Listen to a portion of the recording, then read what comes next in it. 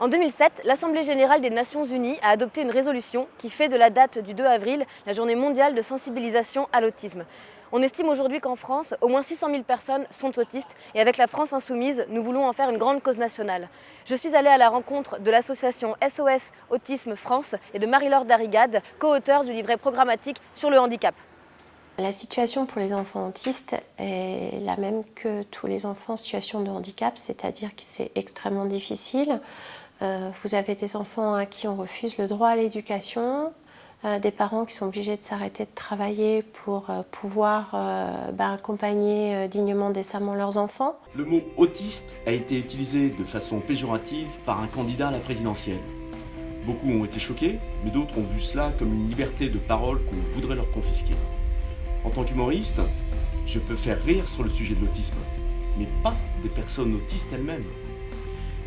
Utiliser et banaliser ce mot comme élément de langage dans le monde politique ou les médias, l'entendre comme insulte dans les cours de récré, est devenu insupportable pour des milliers de familles, parce que cela entraîne des clichés, des discriminations et un regard de rejet vis-à-vis de nos enfants.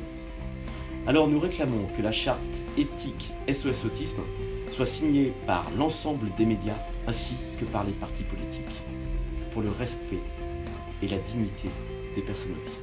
La vie de ces enfants et adultes autistes ressemble beaucoup à la vie de toutes les autres personnes en situation de handicap.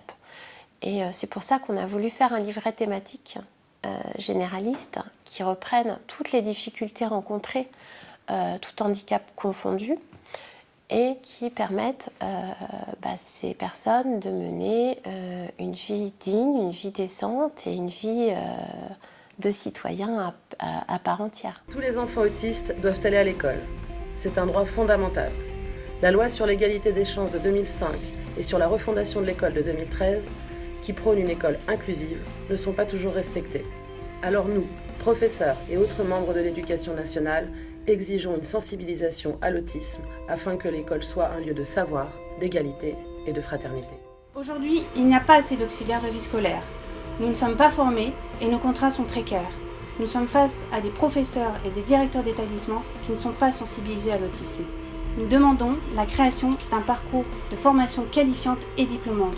Nous réclamons la valorisation et la pérennisation de notre métier.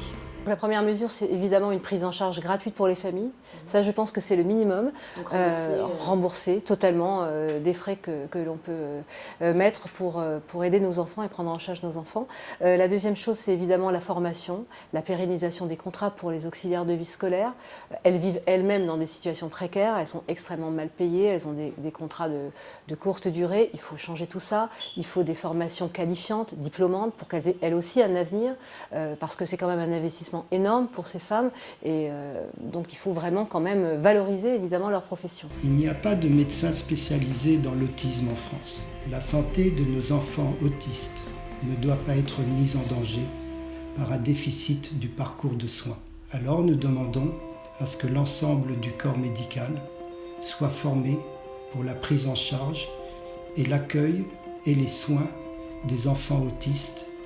Nous réclamons en urgence l'ouverture d'une filière spécialisée dans la prise en charge des enfants autistes et ceci sur tout leur parcours de vie.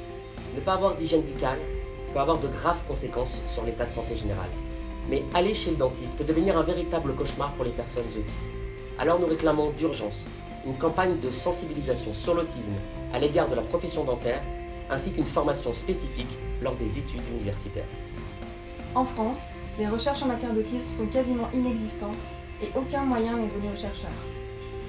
Nous sommes nombreux à partir à l'étranger pour poursuivre nos études. De nombreuses pistes sont évoquées pour expliquer l'autisme. Des mutations génétiques, des difficultés périnatales, des intoxications durant la grossesse par des médicaments, des pesticides, la pollution atmosphérique, trop de chlore dans les cellules, pas assez d'ocytocine. Quoi qu'il en soit, la prévalence de l'autisme ne cesse d'augmenter depuis plusieurs années. Ce à quoi le ministère de la Santé doit faire face. C'est pourquoi nous demandons d'urgence la création d'un fonds spécial pour des unités de recherche composées d'équipes pluridisciplinaires et internationales. Alors on ne connaît pas l'origine encore de l'autisme, mais il y a plein de pistes, que ce soit génétique, les pesticides, les médicaments dans le fœtus. Donc Voilà, il y a plein de pistes. Pour l'instant, on n'en sait pas grand-chose. On sait qu'il y a probablement, en tout cas, une origine génétique. Donc, évidemment, on s'est aperçu que les méthodes éducatives fonctionnaient très bien. C'est pour ça que la Haute Autorité de Santé a statué là-dessus. Elles marchent parce qu'elles font évoluer l'enfant. Et l'enfant peut arriver à parler, comme ça a été le cas de mon fils qui a été diagnostiqué autiste sévère alors qu'il avait 4 ans et qui aujourd'hui rentre au collège avec des super notes et un super niveau. Il a des copains, il a une petite copine.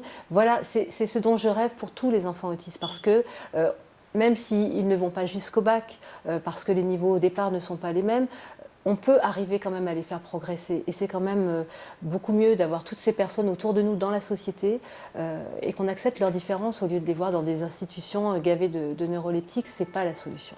On ne peut pas laisser comme ça des gens dans cette détresse. Et on ne peut pas laisser non plus des personnes subir l'exil en Belgique parce qu'il n'y a plus de solution en France. Vous avez plus de 8000 enfants et adultes qui sont contraints à cet exode belge. Donc c'est... Qui coûte de l'argent. Non seulement ça coûte de l'argent, mais en plus ça brise les familles, ça les éclate. Ce sont des drames humains. Vous avez des personnes, des enfants, des jeunes adultes qui se sont laissés mourir en Belgique. Ça, on n'en parle pas. Et donc ce qu'il faut absolument, c'est qu'on investisse dans des structures à taille humaine, adaptées aux problématiques de ces enfants, de ces adolescents, de ces adultes, à proximité des lieux de vie des parents. Il faut arrêter d'exiler ces personnes et il faut bien évidemment que dans ces structures, il y ait du personnel formé. Je pense notamment à la revalorisation du métier des éducateurs. Et puis que dans ces structures, on utilise toutes les recommandations de l'ONU, les recommandations de la Haute Autorité de Santé, et qu'on forme tous les personnels qui sont toujours pas respectés et qu'on forme les personnels à la bienveillance et à la bientraitance. C'est une urgence absolue. Depuis tout petit, j'ai tout fait pour m'en sortir avec l'aide de mes parents et j'ai eu la chance de bénéficier d'une prise en charge précoce et adaptée. Aujourd'hui, je mène une existence normale, à une exception près, je suis toujours discriminé. Malgré mes compétences et mes diplômes, les entreprises refusent de m'employer au motif que je suis autiste. Nous demandons la création d'un label autisme qui récompense les entreprises favorisant l'accueil et l'emploi des personnes autistes. Les chefs d'entreprise sont frileux à l'idée d'embaucher une personne autiste parce qu'ils ont des préjugés à l'égard de ce handicap. Pourtant, dans la plupart des pays, les autistes sont recherchés pour leurs compétences spécifiques. Nous demandons en urgence l'ouverture d'un grand chantier sur l'emploi des personnes autistes et la création de filières d'apprentissage afin de permettre à toutes les personnes autistes d'avoir un métier et un avenir professionnel.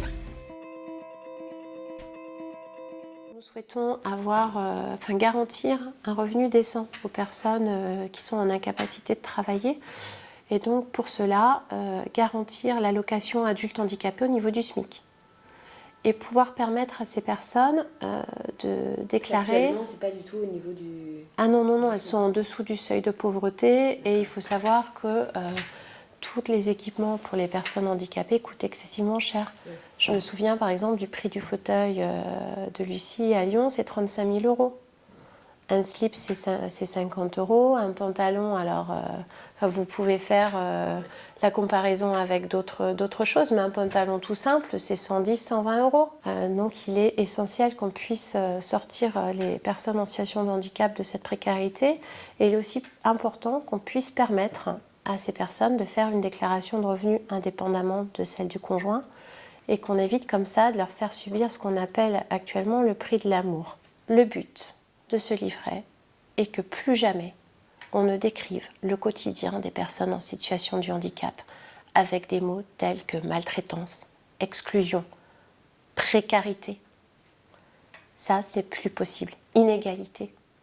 Il faut en finir et la seule façon d'en finir, c'est d'opter pour cette 6e République et d'opter pour une République où les droits des personnes en situation de handicap soient les mêmes que tous les autres citoyens.